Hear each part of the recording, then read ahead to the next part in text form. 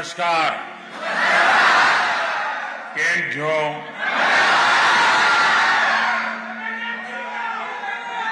वणक्कम। सत श्री अकाल।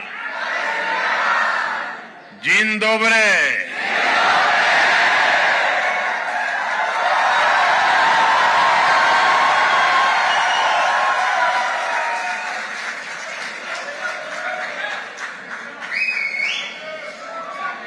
ये नजारा वाकई अद्भुत है और आपका ये उत्साह भी अद्भुत है। मैं जब से यहां पैर रखा है, आप थकते ही नहीं है। आप सभी पोलैंड के अलग अलग हिस्सों से आए हैं। सबकी अलग अलग भाषाएं हैं, बोलियां हैं, खान पान है, लेकिन सब भारतीयता के भाव से जुड़े हुए हैं।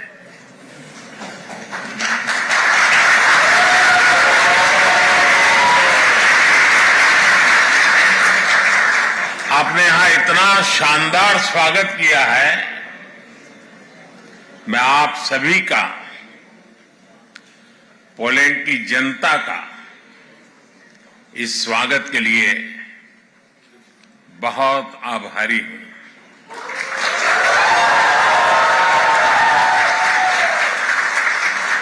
साथियों, पिछले एक हफ्ते से भारत के मीडिया में आप ही लोग छाए हुए हैं।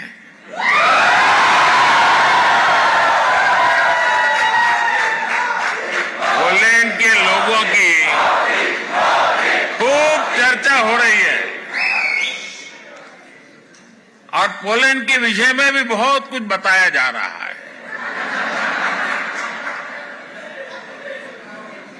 और एक हेडलाइन और भी चल रही है और मीडिया में बताया जा रहा है कि 45 साल बाद भारत का कोई प्रधानमंत्री पोलैंड आया है।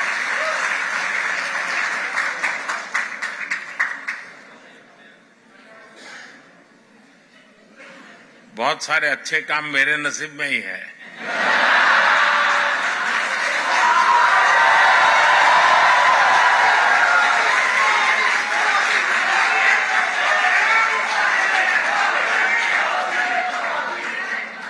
कुछ महीने ही पहले मैं ऑस्ट्रिया गया था। वहां भी 4 दशक बाद भारत का कोई प्रधानमंत्री वहां पहुंचा था।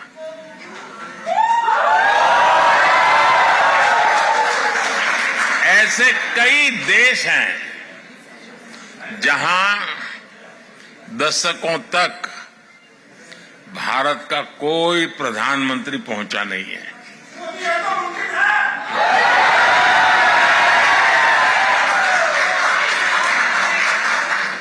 लेकिन अब परिस्थितियां दूसरी है। दशकों तक भारत की नीति थी कि सारे देशों से समान दूरी बनाए रखो। आज के भारत की नीति है सारे देशों से समान रूप से नजदीकी बनाओ।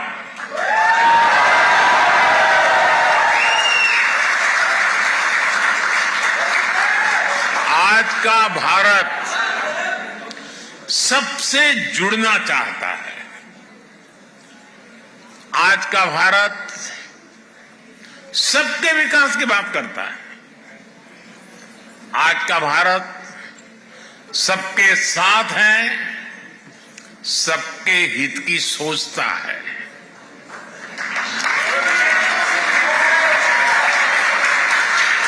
हमें गर्व है कि आज दुनिया भारत को विश्व बंधु के रूप में सम्मान दे रही है। आपको भी यहां यही अनुभव आ रहा है ना? मेरी जानकारी सही है ना? साथियों, हमारे लिए ये जियो पॉलिटिक्स का नहीं है, बल्कि संस्कारों का, वैल्यूज का विषय है। जिनको कहीं जगह नहीं मिली, उनको भारत ने अपने दिल और अपनी जमीन दोनों जगह स्थान दिया है।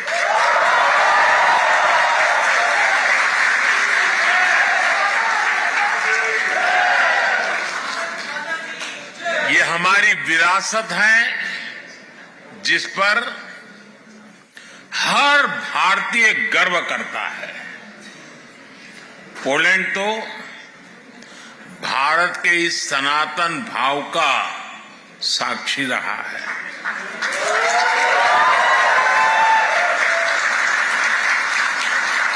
हमारे जाम साहब को आज भी पोलैंड में हर कोई दोबरे यानी गुड महाराजा के नाम से जानता है।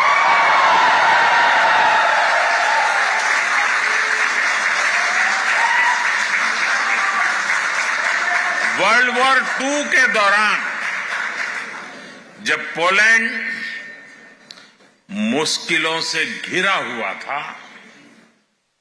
जब पोलैंड की हजारों महिलाएं और बच्चे शरण के लिए जगह जगह भटकते थे, तब जाम साहब, दिग्विजय सिंह, रणजीत सिंह जाडेजा जी आगे आए।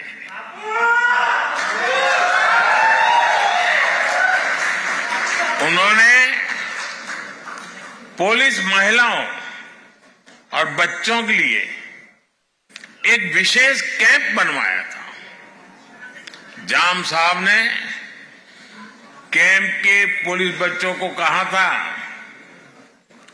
जैसे नवानगर के लोग मुझे बापू कहते हैं, वैसे ही मैं आपका भी बापू हूं।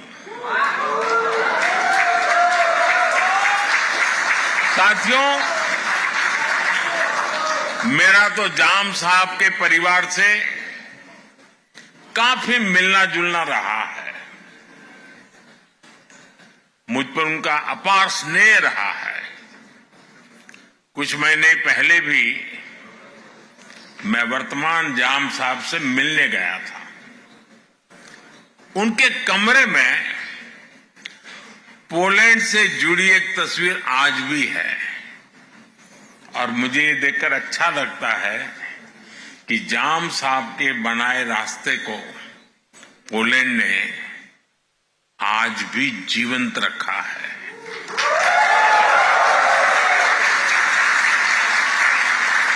दो दशक पहले जब गुजरात में भीषण भूकंप आया था, तो जामनगर भी उसकी चपेट में आ गया था। तब पोलैंड सबसे पहले मदद के लिए पहुंचने वाले देशों में से एक था।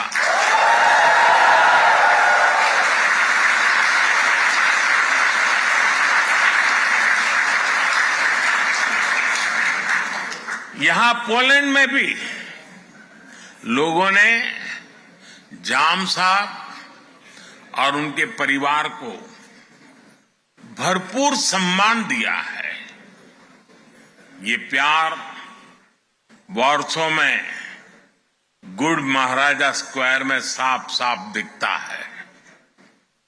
कुछ देर पहले मुझे भी दोबरे महाराजा मेमोरियल और कोल्हापुर मेमोरियल के दर्शन का सौभाग्य मिला है। इस अविस्मरणीय घड़ी में मैं एक जानकारी भी आपको देना चाहता हूं। भारत जाम साहब मेमोरियल यूथ एक्शन प्रोग्राम शुरू करने जा रहा है।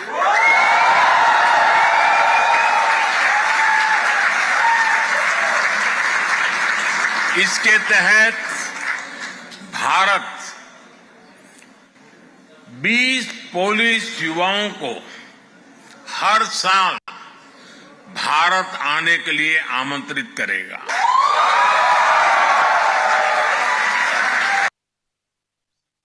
ट्रिब्यूट है।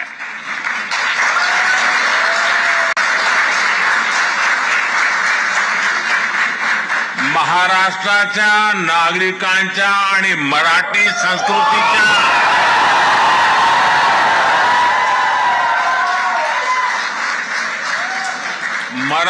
संस्कृतीच्या प्रती पोलंडचे नागरिकांनी व्यक्त केलेला हा सन्मान आहे।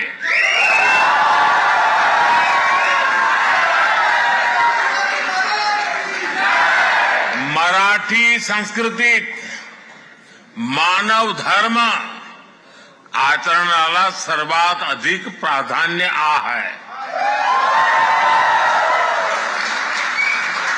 छत्रपति शिवाजी महाराज की प्रेरणा से कोल्हापुर की रॉयल फैमिली ने बलिवड़े में पोलैंड की महिलाओं और बच्चों को शरण दी थी।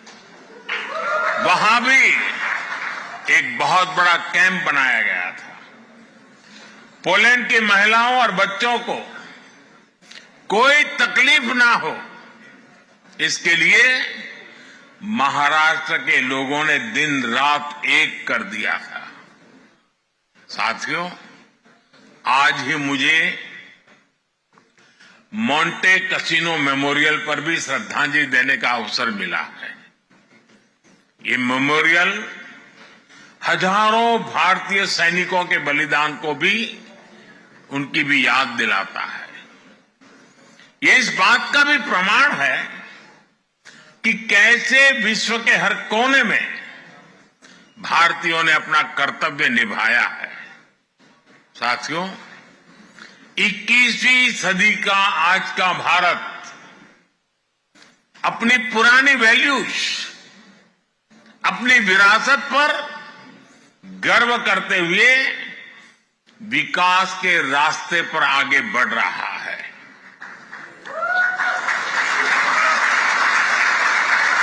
आज दुनिया भारत को उन खूबियों के कारण जानती है जिसे भारतीयों ने सारी दुनिया के सामने साबित करके दिखाया है। हम भारतीयों को एफर्ट्स, एक्सीलेंस और एम्पैथी के लिए जाना जाता है।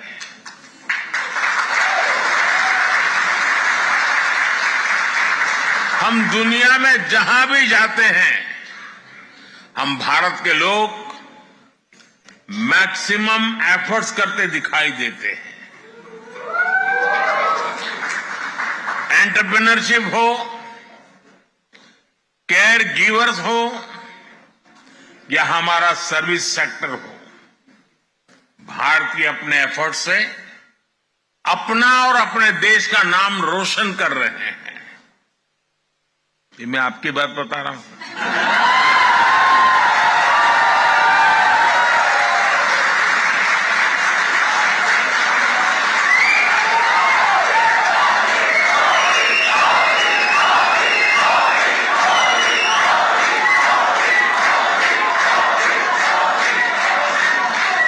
आपको लगता होगा कि मैं किसी तीसरे देश की बात कर रहा हूं।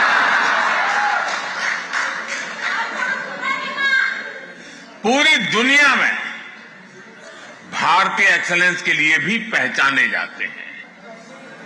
आईटी सेक्टर हो या भारत के डॉक्टर्स हो, सभी अपने एक्सीलेंस से छाए हुए हैं।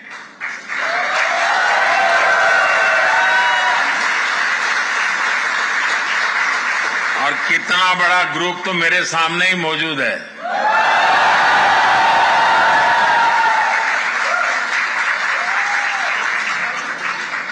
साथियों, हम भारतीयों की एक पहचान एम्पैथी भी है। दुनिया के किसी देश में संकट आए, भारत पहला देश होता है जो मदद के लिए हाथ बढ़ाता है।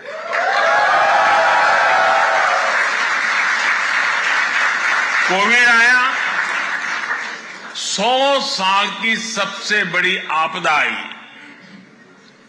तो भारत ने कहा ह्यूमैनिटी फर्स्ट।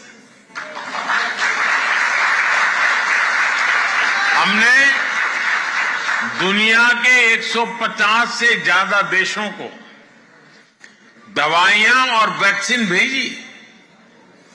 दुनिया में कहीं भी भूकंप आता है, कोई प्राकृतिक आपदा आती है, भारत का एक ही मंत्र है, ह्यूमैनिटी। कहीं युद्ध हो तो भारत कहता है ह्यूमैनिटी, और इसी भाव से भारत दुनिया भर के नागरिकों की मदद करता है। भारत हमेशा फर्स्ट रिस्पॉन्डर के रूप में सामने आता है। साथियों, भारत बुद्ध की विरासत वाली धरती है।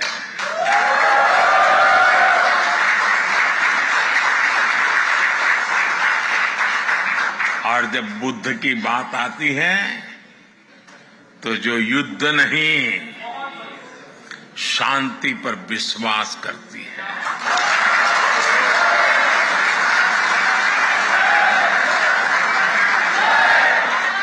और इसलिए भारत इस रीजन में भी स्थायी शांति का एक बड़ा पैरोकार है।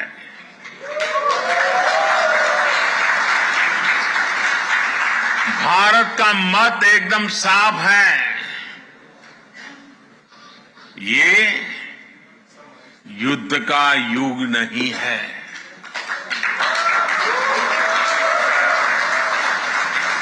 ये उन चुनौतियों से निपटने के लिए एकजुट होने का समय है, जिनसे मानवता को सबसे बड़े खतरे हैं। इसलिए भारत डिप्लोमेसी और डायलॉग पर बल दे रहा है। साथियों, जिस प्रकार आपने यूक्रेन में फंसे हमारे बच्चों की मदद की, वो भी हम सभी ने देखा है।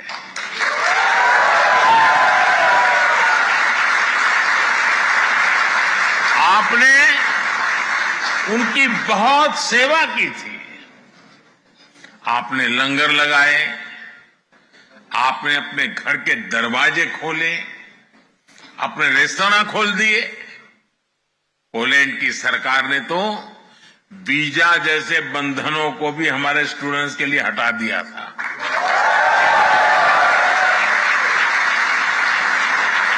यानी पोलैंड ने पूरे मन से हमारे बच्चों के लिए दरवाजे खोल दिए थे। आज भी जब मैं यूक्रेन से लौटे बच्चों से मिलता हूं तो वे पोलैंड के लोगों की और आपकी खूब प्रशंसा करते हैं।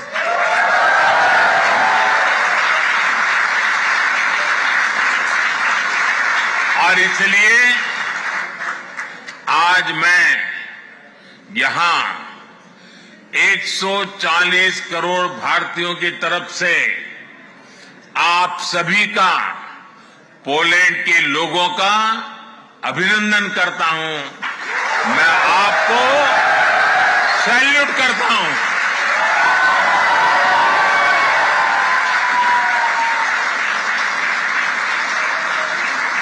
साथियों, भारत और पोलैंड के समाज में अनेक समानताएं हैं। एक बड़ी समानता हमारी डेमोक्रेसी की भी है। भारत मदर ऑफ डेमोक्रेसी तो है ही, एक पार्टिसिपेटिव और वाइब्रेंट डेमोक्रेसी भी है।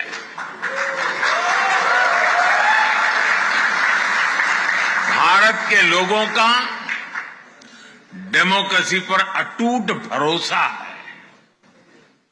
ये भरोसा हमने हाल के चुनावों में भी देखा है।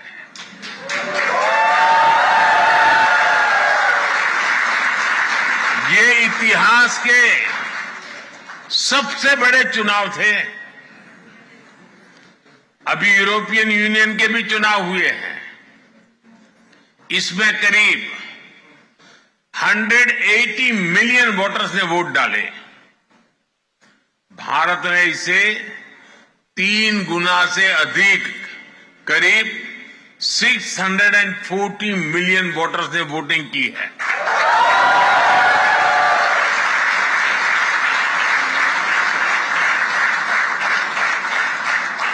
भारत के इन चुनावों में हजारों पॉलिटिकल पार्टी ने हिस्सा लिया।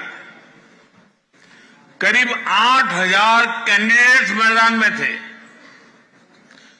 5 मिलियन से ज्यादा वोटिंग मशीन्स, 1 मिलियन से ज्यादा पोलिंग स्टेशंस, 15 मिलियन से ज्यादा कर्मचारी।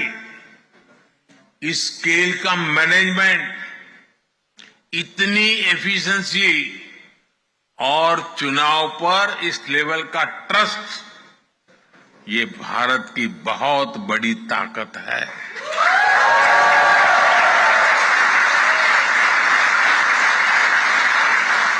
दुनिया को ये लोग जब ये आंकड़े सुनते हैं ना, तो उनको चक्कर आ जाता है। साथियों, हम भारतीय डायवर्सिटी को जीना भी जानते हैं, सेलिब्रेट करना भी जानते हैं। और इसीलिए हर सोसाइटी में हम आसानी से घुल मिल जाते हैं। पोलैंड में तो भारत के बारे में जानने, समझने और पढ़ने की एक पुरानी परंपरा रही है। ये हमें यहां की यूनिवर्सिटीज में भी देखने को मिलता है। आप में से काफी लोग वॉर्सो यूनिवर्सिटी की मेन लाइब्रेरी में गए होंगे। वहां भगवद गीता के, उपनिषदों के आदर्श वाक्य हम सबका स्वागत करते हैं।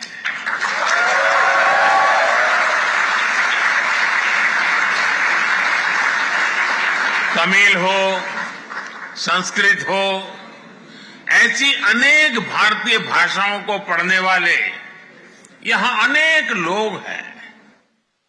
यहां की बेहतरीन यूनिवर्सिटीज में इंडिया स्टडीज से जुड़ी चेयर्स है। पोलैंड और भारतीयों का एक कनेक्ट कबड्डी से भी है।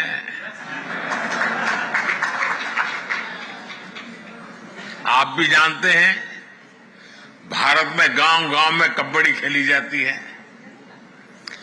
भारत से ये खेल पोलैंड पहुंचा है और पोलैंड के लोगों ने कबड्डी को नई ऊंचाई पर पहुंचा दिया है। पोलैंड लगातार 2 सालों तक यूरोपियन कबड्डी चैंपियन रहा है।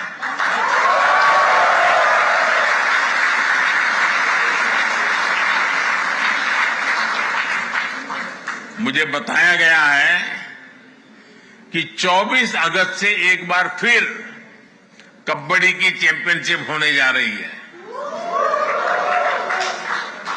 और पहली बार पोलैंड इसकी मेजबानी कर रहा है। For more such videos, subscribe to the NewsX YouTube channel, hit the bell icon.